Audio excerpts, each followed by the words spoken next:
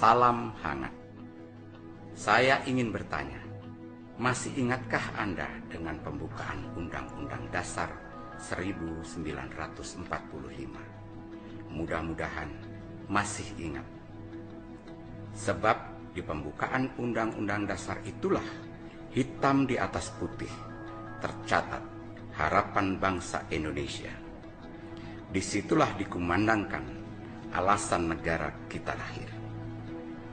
Kemerdekaan tumbuh dari perasaan pedih atas penderitaan yang diderita rakyat akibat penjajahan.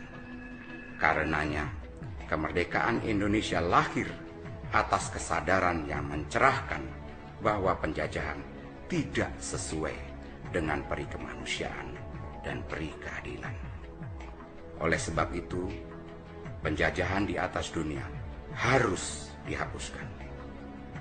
Tak mengherankan bahwa kemerdekaan Indonesia kemudian diikuti kemerdekaan negara-negara Asia lainnya. Kemerdekaan Indonesia membawa semangat zaman. Dalam pembukaan Undang-Undang Dasar 45, bangsa kita telah menegaskan bahwa sesungguhnya kemerdekaan adalah hak segala bangsa. Kemerdekaan seyogianya selalu menjadi pegangan kita dalam membangun negeri. Dalam pembukaan Undang-Undang Dasar 45 ditegaskan bahwa kemerdekaan hanyalah sebuah pintu gerbang, yang berarti ada sesuatu di balik pintu tersebut, sesuatu yang masih harus diperjuangkan. Apa yang diharapkan muncul di balik pintu kemerdekaan? Yang diharapkan adalah negara Indonesia yang merdeka, bersatu, berdaulat, adil, dan makmur. Setelah merdeka, kita pertama-tama harus bersatu, terlepas dari segala perbedaan yang kita miliki. Hanya dengan bersatu, kita bisa mencapai tujuan utama dari kemerdekaan. Lalu, dengan modal bersatu itu, kita kemudian harus berdaulat. Di masa kini, kedaulatan tersebut mewujud dalam kemandirian. Kita harus berdiri di atas kaki kita sendiri. Kita harus berdaulat atau mandiri dalam penyediaan pangan, energi, pekerjaan, dan lain sebagainya. Kita tidak boleh bergantung pada produk impor, khususnya kebutuhan dasar.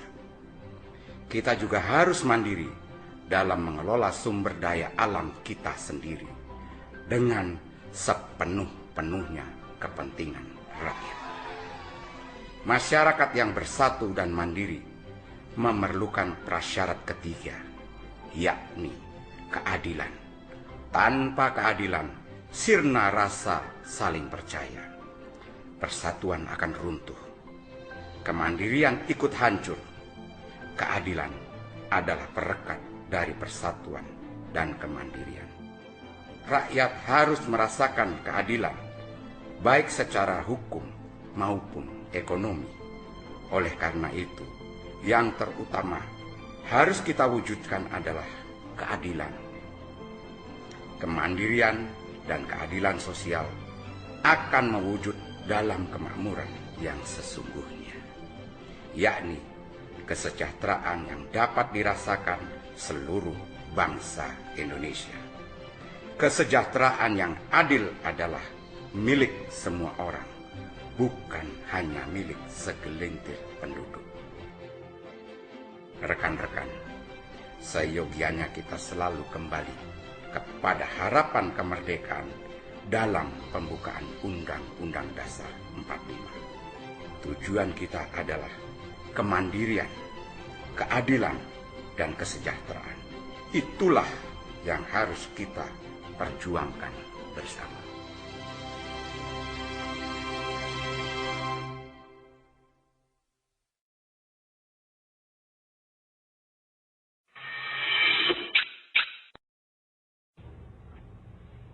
Sekarang saya mau cerita tentang Pancasila.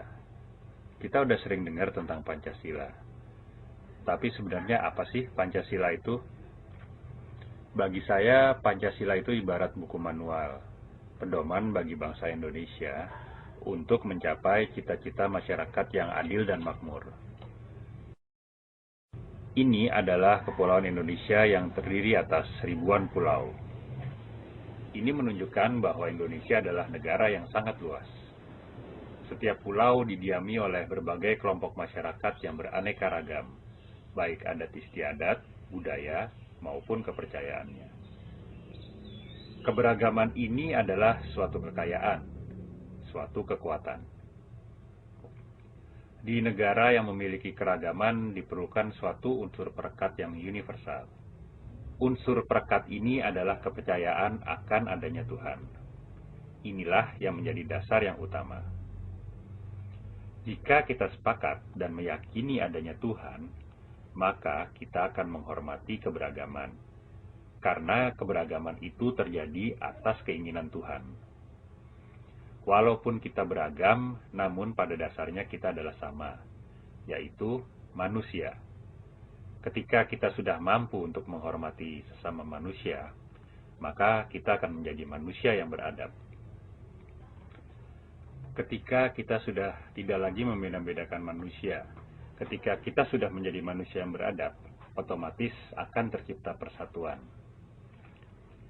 Dari persatuan inilah tercipta suatu kondisi yang akan melahirkan manusia-manusia yang bijak. Dan manusia yang bijak tentu saja akan berlaku adil terhadap siapa saja.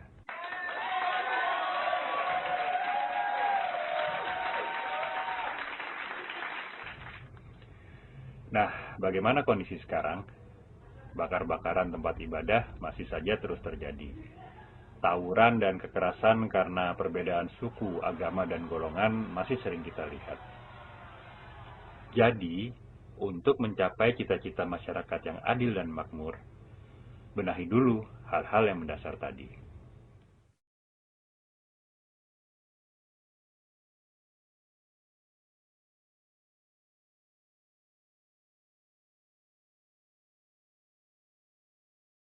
Assalamualaikum warahmatullahi wabarakatuh.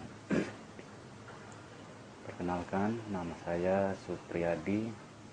Saya asli dari Jawa Timur. Saya di sini bekerja di PT Crispo Indonesia yang berada di Jabal K2. Sambil bekerja saya juga kuliah, yaitu kuliah di kampus IKMI Rizkina yang berada di samping SGC. Di IKMI Rizkina kuliah cepat, pembelajaran hanya 2 tahun, dan fasilitasnya cukup.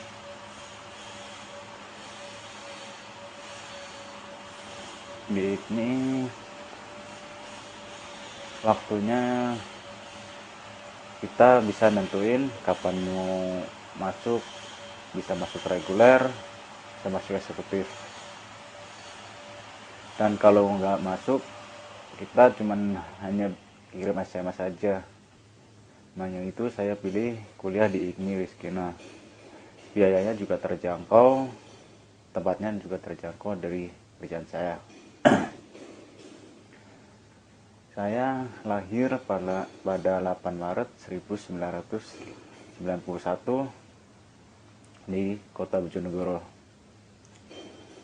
Saya anak terakhir dari 4 bersaudara, yang mana saudara saya 2 cewek, 2 cowok sama saya. Saya mulai merantau ke Jakarta dari tahun 2009. Semenjak saya lulus dari SMK, langsung mutusin buat ke Jakarta.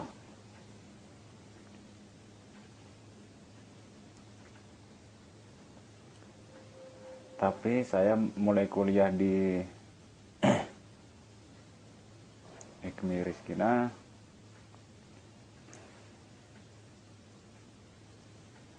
Saya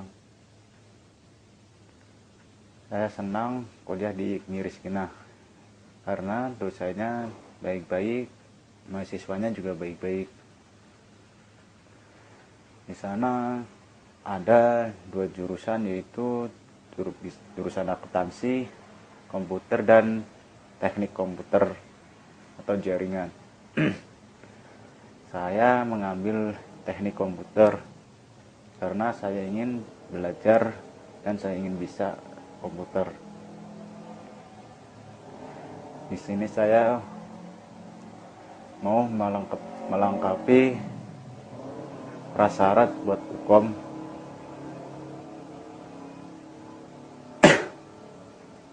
yaitu saya akan coba membahas tentang perenungan tentang keterpurukan hukum di negeri ini.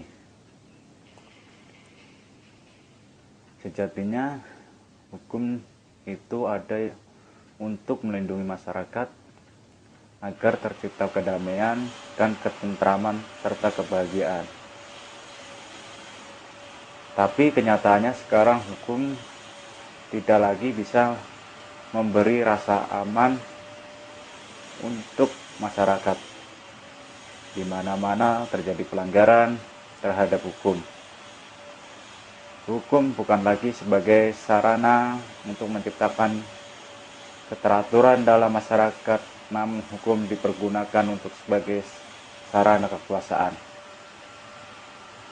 Ada standar ganda di mana hukum ditegakkan dengan tajam pada orang miskin, namun tumpul pada orang yang mempunyai uang dan kekuasaan. Pemerintah yang seharusnya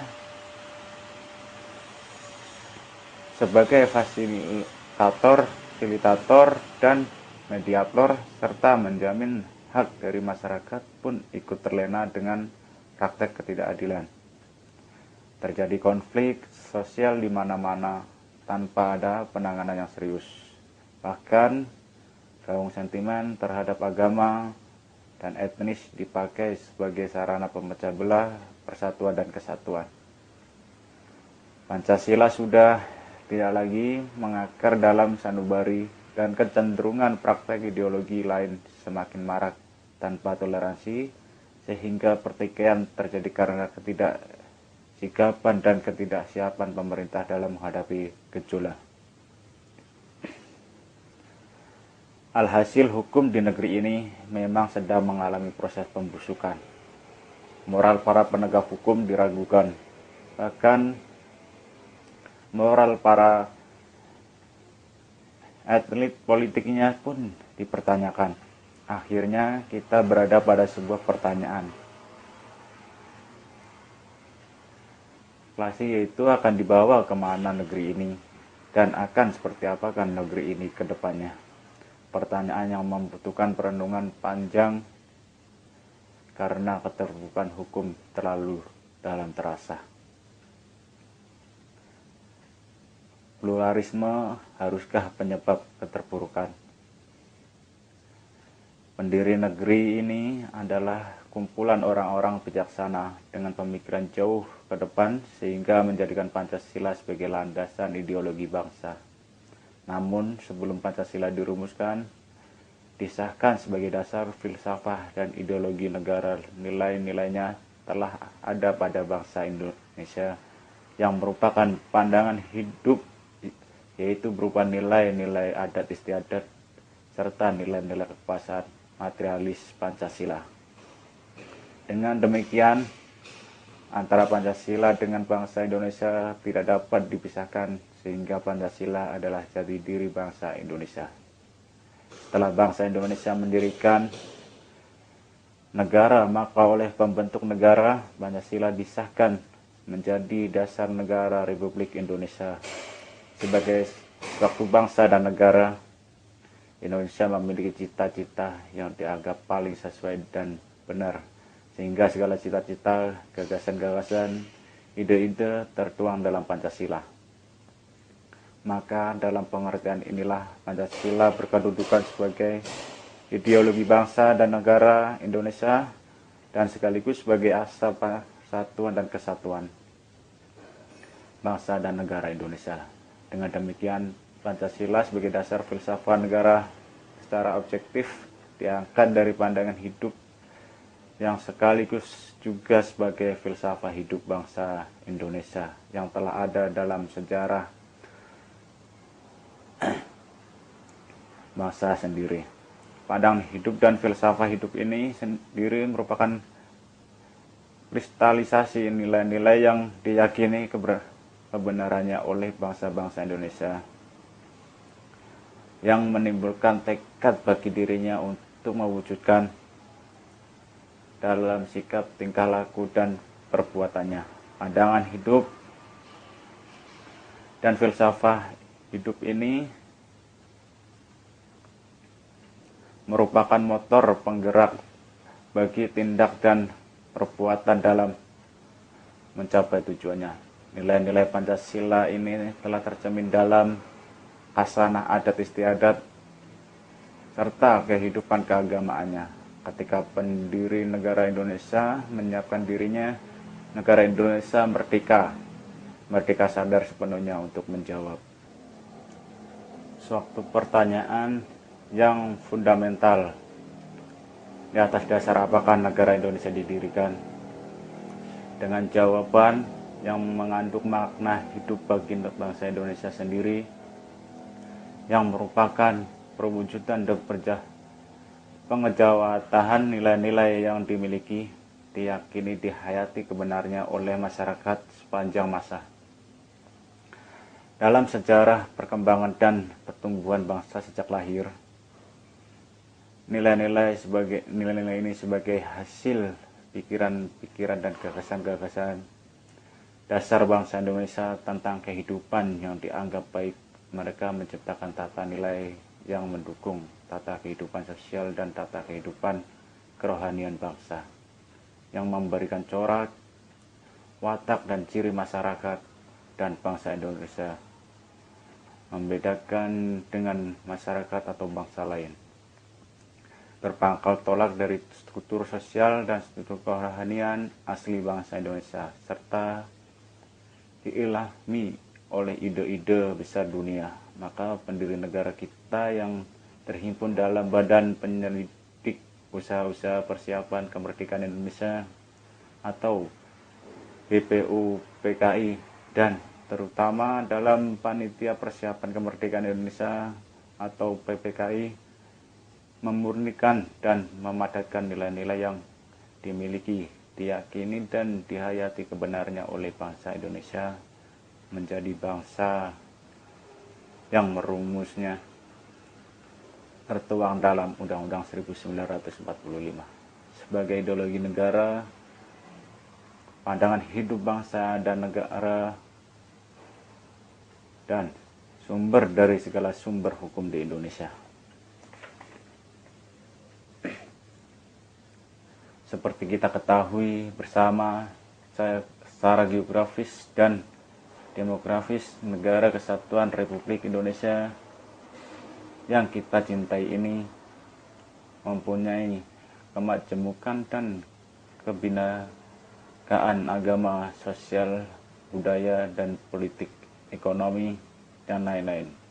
Kita tahu bersama bahwa negara Indonesia terdiri atas lebih dari 17.500 pulau besar kecil, jumlah penduduknya lebih dari 220 juta jiwa, berbagai suku, bangsa, dan bahasa daerah, serta adat istiadat. Keanekaan, ragam, dan kemajemukan tersebut merupakan bentuk rahmat Tuhan yang kita syukuri. Namun, yang perlu diwaspadai oleh seluruh komponen bangsa adalah disintegrasi bangsa akibat adanya perubahan pada tataran global, regional, dan nasional. Pada era Indonesia yang sedang berubah saat ini, pada tataran dalam menghadapi perubahan pada tataran global, regional, nasional, dan tingkat lokal, diperlukan suatu sikap dan komitmen dalam rangka meningkatkan semangat kebangsaan dalam kehidupan bermasyarakat, berbangsa, dan bernegara. pengaruh globalisasi dengan ekonomi pasar bebas dan pengaruh budaya luar dapat mengusik adat budaya masyarakat kita. Ekses negatif reformasi memunculkan ketidakadilan, menurunnya kesediaan untuk saling menghargai atau menghormati perbedaan, kecenderungan primordialisme yang diwarnai fanatisme etnik, agama, dan kedaerahan. Berbagai ekses negatif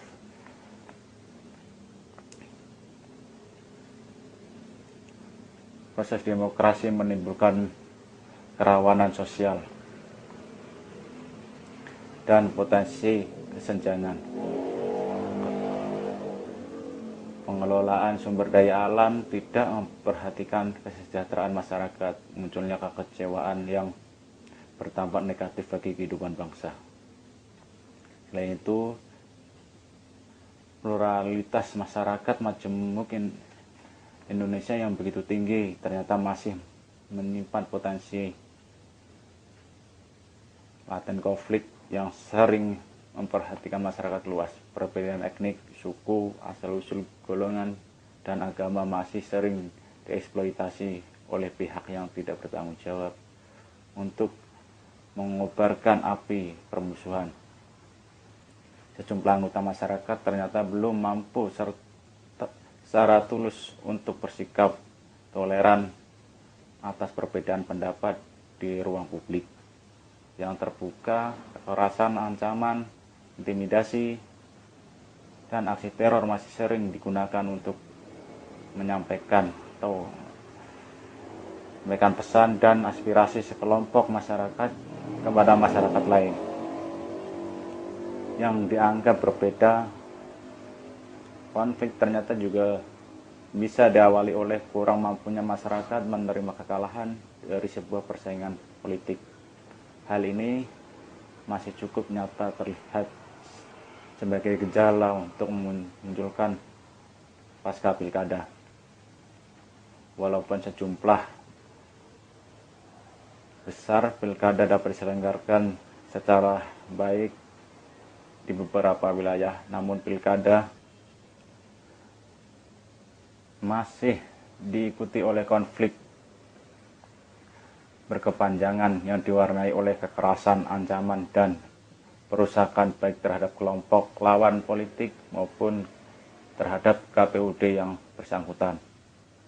Kekerasan yang tidak diselesaikan secara tegas berdasarkan hukum telah menjadi presiden bagi kekerasan lain,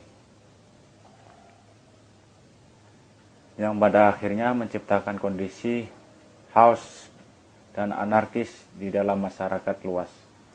Akhirnya, hukum tidak lagi memiliki rasa manis bagi penikmatnya, namun menjadi candu bagi kekuasaan karena uang bisa membeli kenikmatan hidup, meskipun menjadi pesakitan. Padahal Indonesia lahir dari keragaman dan seharusnya keberagaman menjadi persatuan dan dalam negara ini sesuai cita-cita awal. Bahkan negara ini melandaskan Pancasila karena terdiri dari beragaman untuk Bhinneka Tunggal Ika. Keadilan menuju kebahagiaan.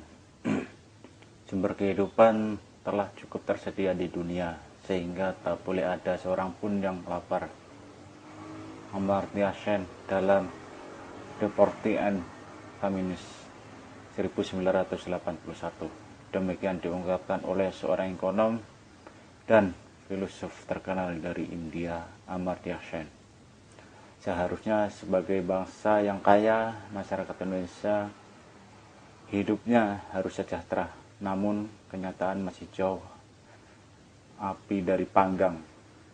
Keadilan di negara ini bagaikan mimpi yang tak terbeli, sehingga tikus pun mati dalam lumbung padi. Ironisnya, semua sumber daya alam setelah tersedia untuk dikelola sebesar-besarnya kemakmuran rakyat. Kenyataan masih banyak nasi aking yang jadi rebutan, perjatuhan korban, rebutan ampau senilai 5.000 atau bahkan cuma 1.000 rupiah yang dengan bangga dibagikan orang kaya pada hari raya. Nyawa sudah tidak ada nilai, dan sementara masyarakat hidup dalam kultur kekerasan yang dipandang wajar-wajar saja, sementara negara hanya menjadi penjaga ketertiban berlangsungnya praktek ketidakadilan yang dipandang sebagai wujud demokrasi dan konsekuensi dari reformasi. Masyarakat masih hidup dalam ketidakbahagiaan akibat keadilan yang dijungkir balikan atas nama kepentingan umum. Tanah-tanah rakyat dirampas untuk dialih fungsikan. Sumber daya alam dikelola dengan rakusnya. Pembangunan menggunakan pendekatan kebutuhan, bukan pendekatan hak asasi manusia atas nama kepentingan rakyat banyak, padahal kepentingan pribadi. Bukan banyak air mata menetes, berbagai bentuk peraturan perundang-undangan yang dibuat seharusnya menguntungkan rakyat nyatanya menjadi senjata kelaliman.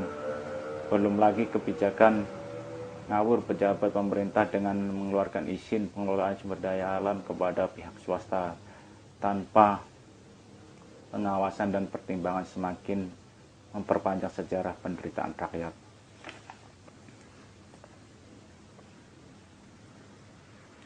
Inilah potret kelam bangsa ini.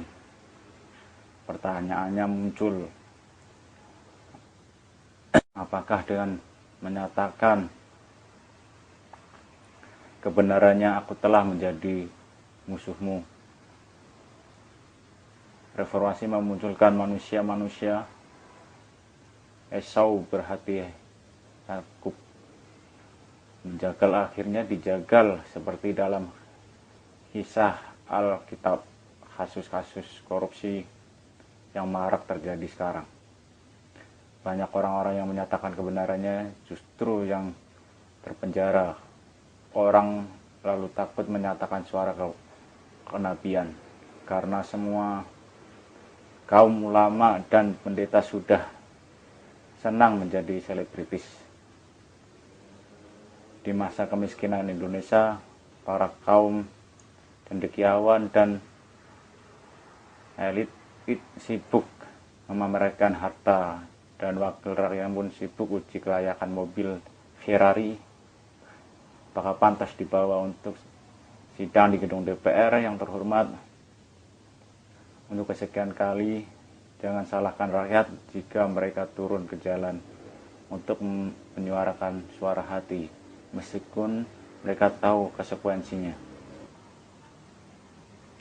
adalah tragedi yang mereka dapatkan. Seharusnya kebahagiaan di negeri ini tumpah ruah karena terlalu banyak harta kekayaan yang dimiliki. Hanya saja, apakah kebahagiaan itu bisa dicapai jika keadilan hanya menjadi milik orang kaya dan berkuasa? Nyatanya, keadilan hanya bersembunyi di balik topeng hukum dan kekuasaan tanpa bisa muncul karena kalah dengan politik kekuasaan. Kapan hukum membawa kebahagiaan? Berbicara tentang hukum sama halnya kita berbicara tentang cinta, karena keduanya berbicara tentang rasa. Seberapa jauh rasa itu ada sehingga sanggup menjaga komitmen, tergantung dari setiap pribadi. Ketika kita jatuh cinta, semua terasa indah dan sempurna,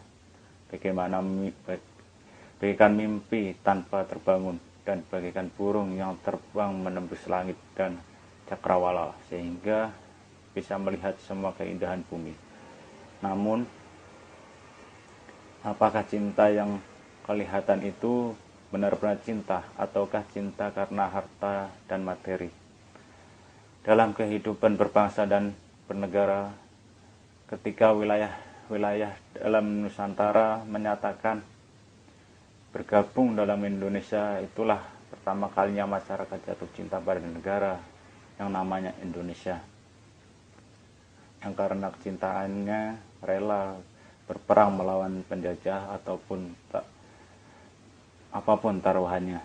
Sama halnya ketika seorang wanita jatuh cinta kepada seorang laki-laki, wanita tersebut rela mengorbankan apa saja demi orang yang dicintai. Namun jika orang yang dicintai tidak lagi bisa memberikan rasa aman dan tidak lagi bisa melindungi serta membahayakan hidup, apakah cinta masih harus dipertahankan? Pertanyaan yang sama jika ditunjukkan kepada negara, jawabannya apa yang harus kita terima? Dari kacamata saya sebagai masyarakat biasa, negara ini ibarat laki-laki materialis, sehingga yang hedonis, dan masyarakat ibarat wanita kaya raya yang sangat cinta kepada pria tersebut, sehingga sanggup berkorban apa saja. Pria kaya tersebut tidak punya apa-apa kecuali gaya yang kelihatan kaya, namun si wanita kaya dengan sumber daya alamnya untuk menunjang gaya dan kehidupan hedon. Sang lelaki tidak ingin melepaskan wanita kaya tersebut dan akan melakukan apa saja sehingga wanita tersebut tetap berada di sampingnya. Dari cerita ini, penulis hanya ingin mengungkapkan bahwa jika rasa cinta itu muncul karena sesuatu dan bukan dalam arti tulusan, karena semua hal yang dilakukan akan sia-sia. Dan jika hukum ini dibuat karena keberpihakan pada penguasaan dan demi kepentingan penguasaan, maka rasa keadilan itu akan jauh dan dari kebahagiaan dan semakin semu dicapai.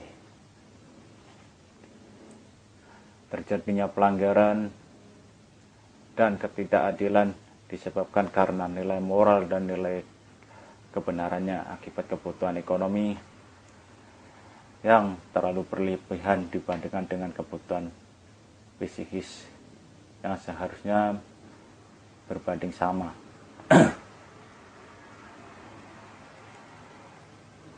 Usaha penyelesaiannya adalah tidak lain harus kembali kepada hakikat manusia dan untuk apa manusia itu hidup. Hakikat manusia adalah makhluk budaya yang menyadari bahwa yang benar, yang indah, dan yang baik adalah keseimbangan antara kebutuhan ekonomi dan kebutuhan fisik, dan tercapai dalam keadaan seimbang, artinya perolehan dan pemanfaatan harta kekayaan terjadi hak, dan sebagai fasilitator hendaknya dapat memberikan rasa aman sesungguhnya bagi rakyatnya. Moral dan mental para penjabat harus dibina dan dikembalikan kepada hakikat sesungguhnya sebagai pelayanan masyarakat. Etika dan moral dalam kehidupan berbangsa. Etika dan moral merupakan panduan universal yang merawat cita-cita kehidupan bernegara untuk mencapai tujuan asasi, yaitu kehidupan yang berjalan di atas nilai-nilai budaya bangsa. Setiap sikap dan perilaku di ruang publik harus mencerminkan nilai-nilai itu agar cita-cita dan keutuhan masyarakat terjaga. Konsepsi dasar etika dan moral sebuah negara perlu terus mengacu pada konsensus nilai-nilai yang ada, yang hidup dan berkembang dalam masyarakat, terutama nilai-nilai mayoritas yang menjadi sebuah keniscayaan dalam mewarnai tata perilaku warga bangsa.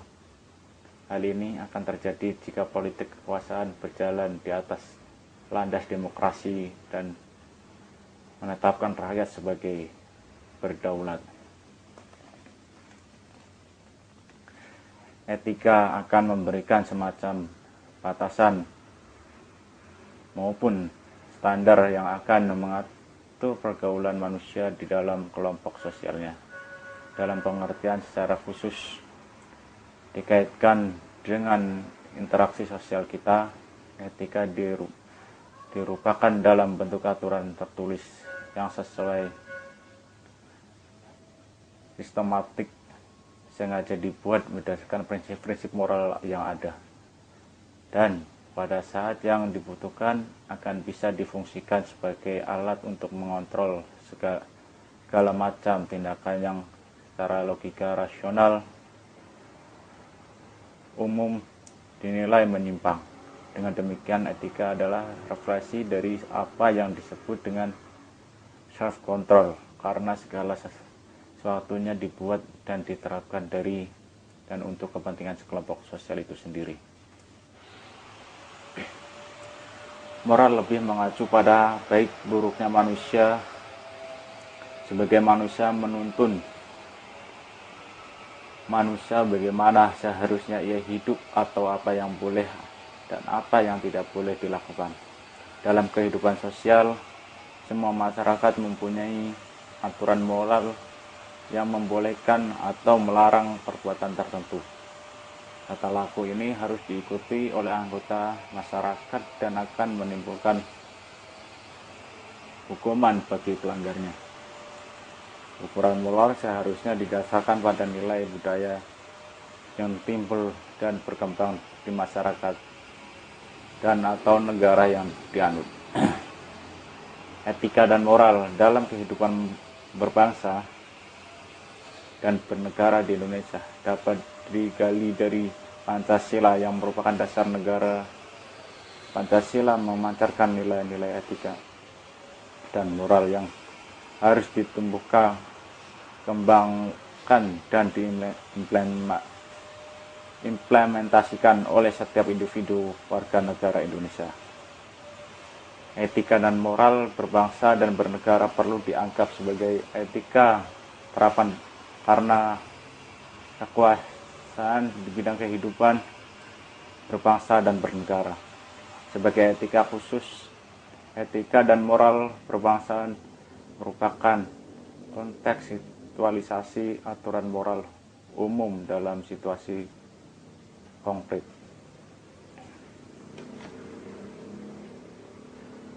Etika dan moral lahir dari nilai-nilai yang ada dalam masyarakat, yang tujuannya adalah menjalin kebersamaan, merawat kesatuan, dan mencapai kehidupan yang tentram, harmonis, dan sejahtera. Nilai merupakan landasan perilaku dalam sebuah sendi kehidupan, bukan sebagai animasi atau hiasan belaka. Moral dan etika dalam perilaku masyarakat, termasuk dalam politik bernegara, adalah suatu hal yang tidak dapat dipisahkan, karena menafikan salah satunya berarti menafikan kegiatan politik dari dimensi sosial dan hanya menjadi urusan pribadi. Pada saat ini banyak sekali orang melakukan pelanggaran hak-hak negara dan hak-hak masyarakat, tetapi merasa tidak bersalah karena merasa tidak melanggar hukum formal. Mereka dengan seenaknya merampok hak-hak masyarakat, tetapi karena tidak bersalah menurut hukum formal, maka mereka merasa tidak melakukan kesalahan apapun. Hukum formal kemudian dijadikan alasan untuk berlindung dari kejahatan etik dan moral, padahal hukum formal itu merupakan legalisasi dari etika dan moral. Artinya sebenarnya hukum formal itu adalah etika dan moral yang diformalkan. Oleh sebab itu seharusnya etika dan moral itu lebih diutamakan dari sekedar formalitas-formalitas hukum. penegakan hukum harusnya dilakukan dengan tegas tanpa pandang bulu terhadap pelaku pelanggaran hukum. Untuk itu, dalam pelaksanaannya dilakukan dengan sepenuh dedikasi dan rasa tanggung jawab serta integritas moral yang tangguh. Sebab dari fenomena yang ada, karena kurangnya ketegasan atau karena keagamaan dalam menghadapi pelanggaran hukum, maka banyak pelanggaran hukum yang lolos dari jerah hukum atau dengan kata lain lepas dari pengusutan. Sehingga ada cameo yang mengatakan bahwa hukum yang diterapkan saat ini ibarat jaring laba-laba. Artinya mereka yang melakukan tindak pidana dalam kategori kelas kakap lolos dari jeratan hukum, sedangkan yang terjerat hanya kelas teri. Diakui atau tidak, proses penegakan hukum masih mengalami hambatan. Untuk itu diperlukan aparat penegak hukum yang bertanggung jawab dan konsisten terhadap nilai-nilai moral. Karena aparat penegak hukum yang bertanggung jawab dan bermoral tidak akan berani melakukan manipulasi hukum dan tidak akan berani mempertaruhkan harga dirinya dengan membohongi hati nuraninya. Standar etika dan moral para penegak hukum bahkan cenderung menurun. Mereka menjadi kurang responsif terhadap berbagai masalah bangsa dan penyakit sosial yang kian hari semakin menjadi.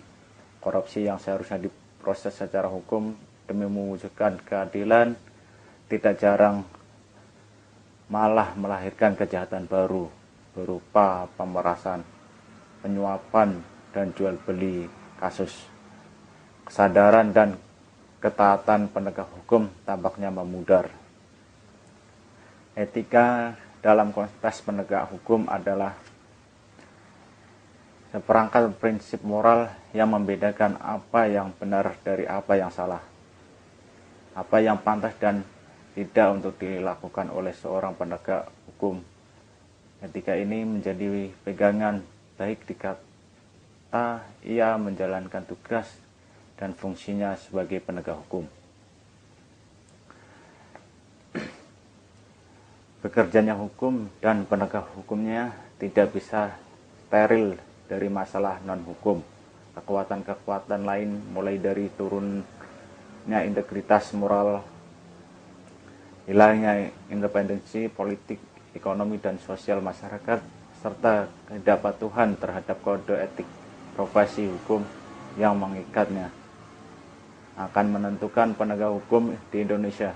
Namun bila dilihat dari sudut pandang lain, kelemahan substansi kode etik bukan berasal dari tidak adanya sanksi, lebih pada ketidakmampuan norma-norma dalam kode etik tersebut untuk menimbulkan kepatuhan pada penegak hukum dan substansinya.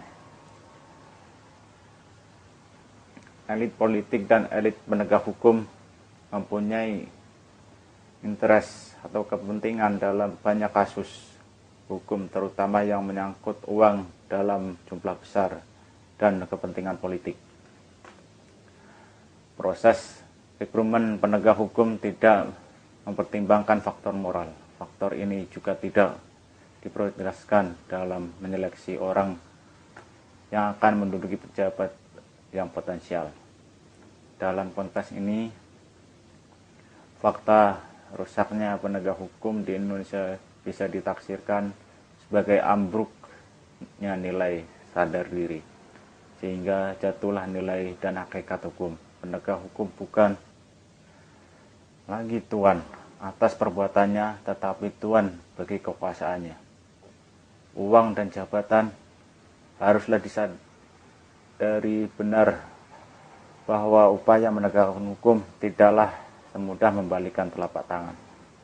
Untuk menegakkan hukum dan membumikan keadilan dalam kehidupan masyarakat, seorang penegak hukum harus terlebih dahulu taat hukum dan berpegang pada nilai-nilai moral etika dalam berlaku.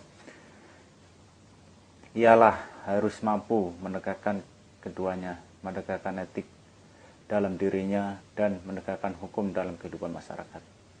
Kalau kedua hal ini terpenuhi, diharapkan keadilan akan tegak dalam kehidupan bermasyarakat, berbangsa, dan bernegara. Solusi terhadap keterpurukan bangsa. Sejak bangsa Indonesia menyatakan kemerdekaan dalam pembukaan Undang-Undang Dasar 1945, bangsa Indonesia telah sepakat untuk menentukan Pancasila sebagai dasar negara. Dalam perjalanan selanjutnya, Pancasila juga disepakati sebagai ideologi nasional dan pandangan hidup bangsa. Bangsa Indonesia selalu berupaya untuk mengimplementasikan Pancasila dalam kehidupan berbangsa dan bernegara. Namun, dalam realisasinya masih terdapat perancuan mengenai bagaimana implementasi sosialisasi nilai-nilai Pancasila dalam kehidupan sehari-hari. Dan untuk bagaimana mengimplementasikan nilai-nilai Pancasila dalam kehidupan sehari-hari menghadapi berbagai permasalahan. Pancasila adalah dasar negara. Hal ini terbukti meskipun Undang-Undang Dasar telah mengalami beberapa kali perubahan. Bahwa dalam pembukaan atau mukadimah Undang-Undang Negara selalu dicantumkan Pancasila sebagai dasar negara. Perumusan Pancasila mengalami perubahan pada berbagai undang-undang dasar, tetapi esensinya tetap tidak berubah. Pancasila bergulirnya gerakan formasi. Pancasila dilalaikan oleh banyak pihak. Pancasila tidak lagi menjadi acuan dalam kehidupan politik dan tidak lagi digunakan sebagai kerangka penyelesaian masalah nasional. Bahkan banyak pihak bersikap sinis dalam takut ditertawakan jika berbicara tentang Pancasila. Untuk mengatasi pemikiran tersebut kiranya dan sudah saatnya Pancasila diangkat kembali di tengah hiruk-pikuknya permasalahan bangsa untuk selanjutnya diimplementasikan, diaktualisasikan dalam kehidupan sehari-hari. Pancasila akan tetap efektif sebagai pedoman bangsa apabila Bhinneka Tunggal Ika tetap terjaga. Pluralitas bangsa Indonesia sudah menjadi kenyataan sehingga perlu kekuatan persatuan melalui payung semangat Bhinneka Tunggal Ika. Kekuatan persatuan bukan diposisikan sebagai penyatuan keragaman budaya bangsa, melainkan menjadi semangat dan simbol bagi bekerjanya secara demokrasi setiap tradisi dan budaya yang ada. Pancasila sebagai pedoman bangsa justru menemukan efektivitasnya bagi penguatan atau jati diri dan meningkatkan produktivitas bangsa.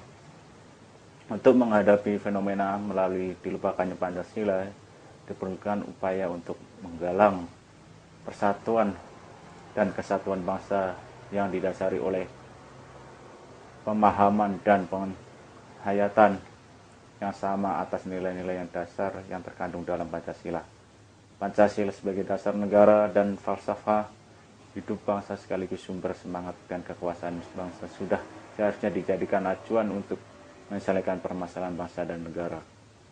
Oleh karena itu, Pancasila perlu disosialisasikan secara kesinambungan dalam menyelenggarakan hidup bermasyarakat, berbangsa, dan bernegara. Saat ini dan ke depan yang melibatkan seluruh komponen bangsa, maksud dan tujuan mensosialisasikan Pancasila adalah untuk mengajak seluruh anak bangsa agar Pancasila dapat secara tepat dan mendapatkan ruang terhormat dalam kehidupan berbangsa dan bernegara yang selalu jadi sumber pencerahan dalam berbagai sekaligus orientasi pemecah masalah bangsa Indonesia. Pancasila harus kita junjung tinggi karena itu adalah simbol negara Indonesia.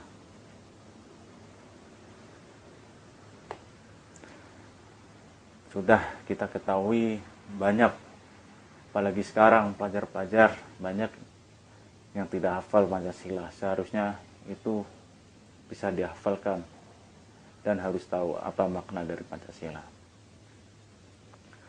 Sekian dan terima kasih. Semoga apa yang saya sampaikan bisa bermanfaat. Kalau kurang lebihnya saya mohon maaf. Terima kasih sekian. Assalamualaikum warahmatullahi wabarakatuh.